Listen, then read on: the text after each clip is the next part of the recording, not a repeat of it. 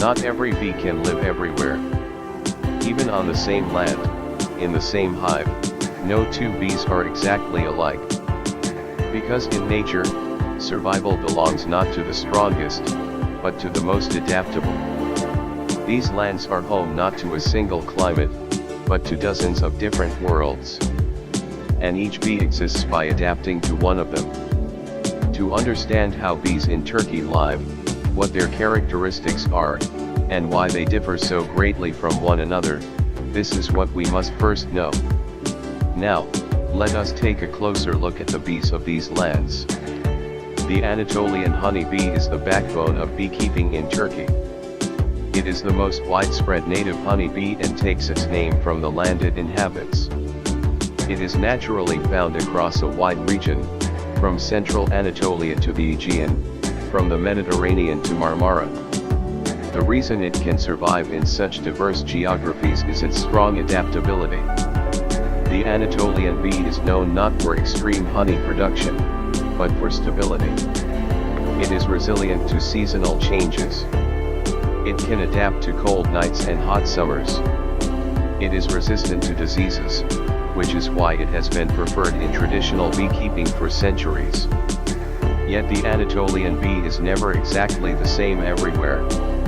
Even within the same subspecies, its behavior changes from region to region. This shows that it has evolved together with nature. The most accurate description of the Anatolian bee is this: it exists everywhere in part, but nowhere in the same way. The Caucasian honeybee lives in northeastern Turkey, particularly around Artvin and Ardahan. It is the native honeybee most resistant to cold climates. What makes this bee truly distinctive is its long tongue structure. This allows it to collect nectar from deep flowers, giving it a high honey gathering capacity. The Caucasian bee has a calm temperament. Its defensive behavior is low, which makes it a great advantage for beekeepers. However, this bee is productive only in its native geography. When moved to warmer regions, its honey yield decreases and it becomes more vulnerable to diseases.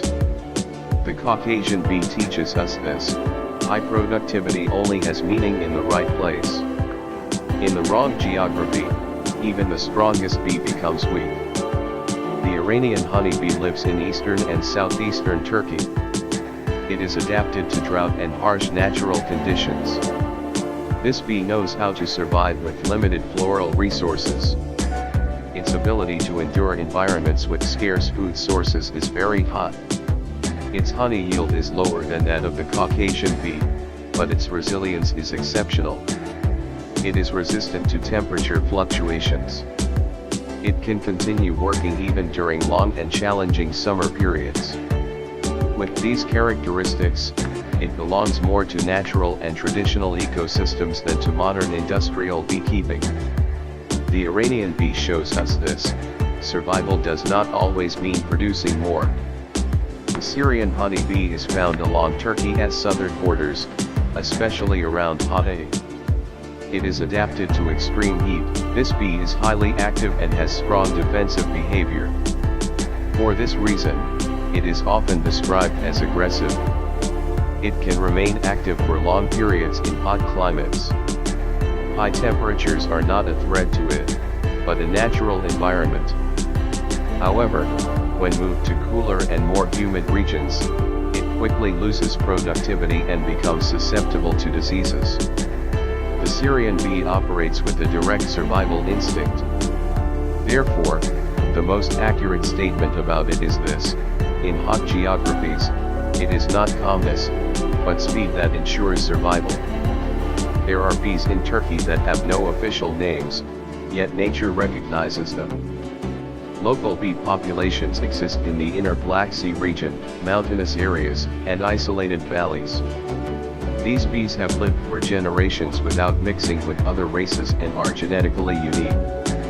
They do not have a standardized level of honey production, but they are perfectly adapted to their microclimates. They are often overlooked in modern beekeeping. Yet they are the silent carriers of biological diversity. They remind us of this: Even things without names on a map have a place in nature as memory.